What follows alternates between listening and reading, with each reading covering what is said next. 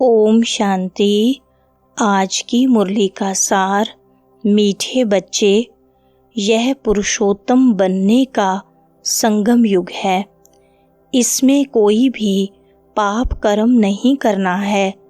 प्रश्न है, संगम पर तुम बच्चे सबसे बड़ा पुण्य कौन सा करते हो?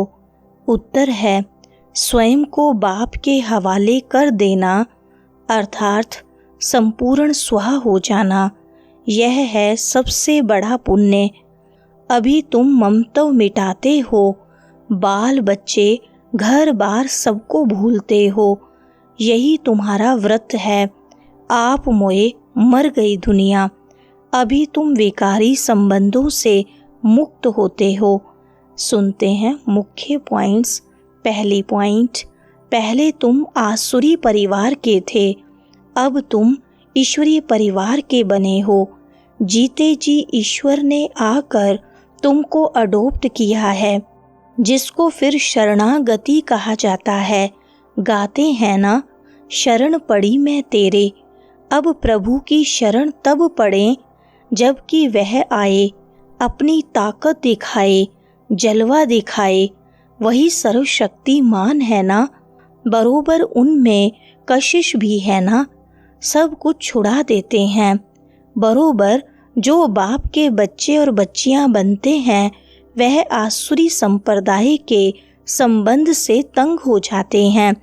कहते हैं, बाबा कब यह संबंध छूटेंगे? यहाँ यह पुराना संबंध भुलाना पड़ता है। आत्मा जब देह से अलग हो जाती है तो बंधन खलास हो जाते हैं। दूसरी पॉइंट, बच्चे जानते हैं हम आसुरी बंधन से मुक्त होने का पुरुषार्थ कर रहे हैं। एक बाप से योग रखा जाता है। उस तरफ है एक रावण, इस तरफ है एक राम। यह बातें दुनिया नहीं जानती। कहते भी हैं राम राज्य चाहिए, परंतु सारी दुनिया रावण राज्य में है। यह कोई समझते नहीं है। राम राज्य में तो पवित्रता सुख शांति थी, वह अब नहीं है। परंतु जो कहते हैं उसको महसूस नहीं करते हैं। गाया भी जाता है, यह आत्माएं सब सीताएं हैं।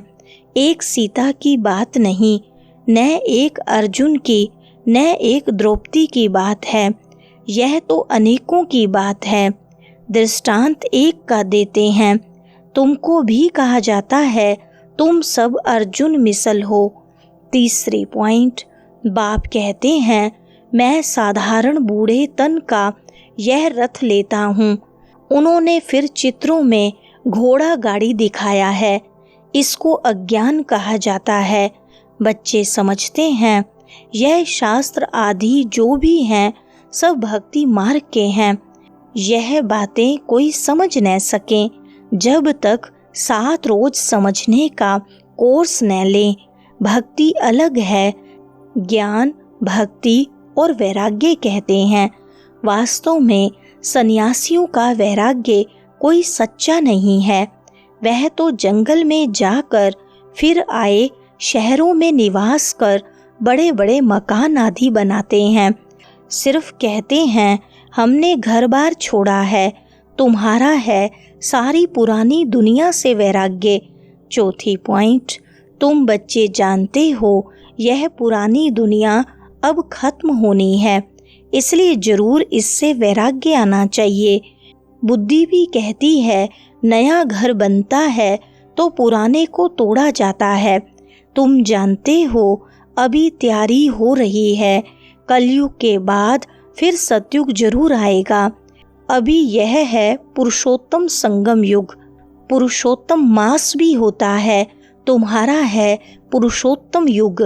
पुरुषोत्तम मास में दान पुण्य आदि करते हैं।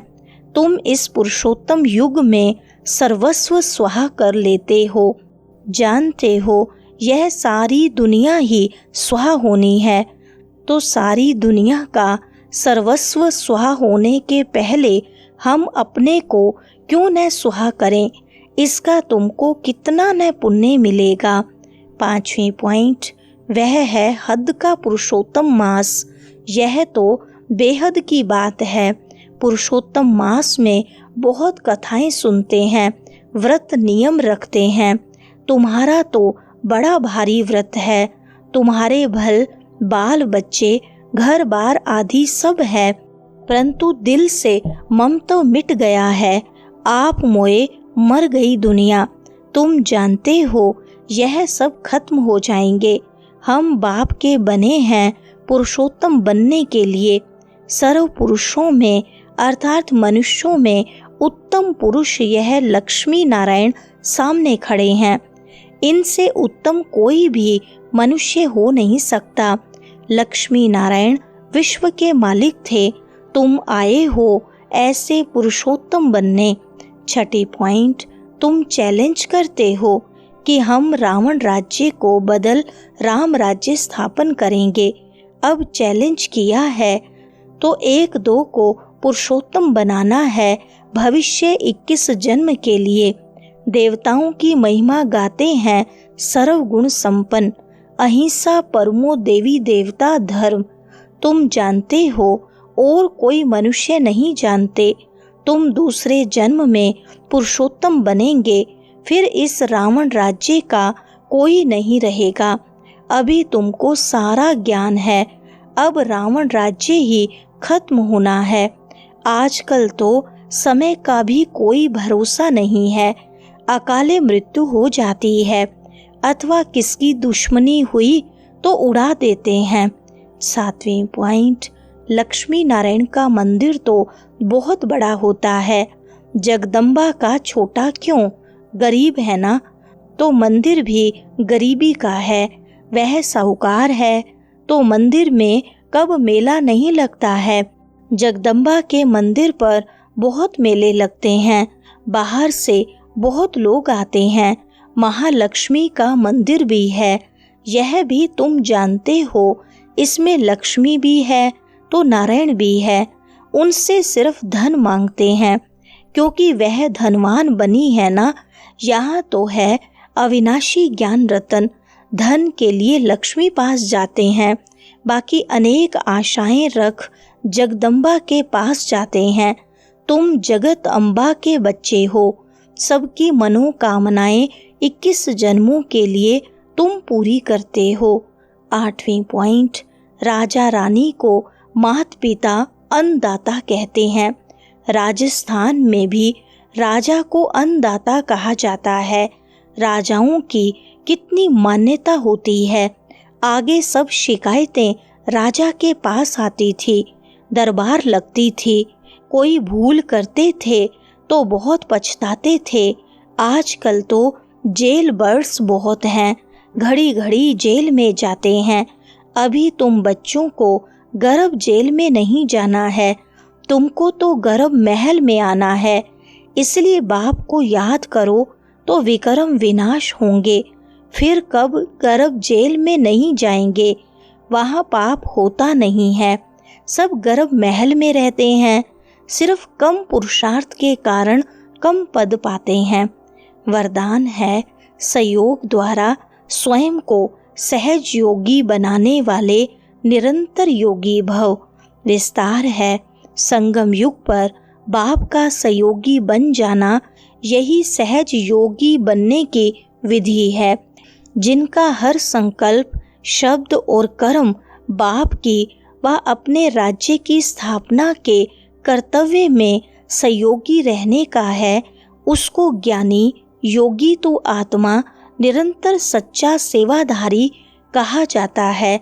मन से नहीं तो तन से नहीं तो धन से भी नहीं तो जिसमें सहयोगी बन सकते हो उसमें सहयोगी बनो, तो यह भी योग है। जब हो ही बाप के तो बाप और आप तीसरा कोई न हो। इससे निरंतर योगी बन जाएंगे। स्लोगन है संगम पर सहन करना अर्थात मरना ही स्वर्ग का राज्य लेना है। अच्छा, ओम शांति।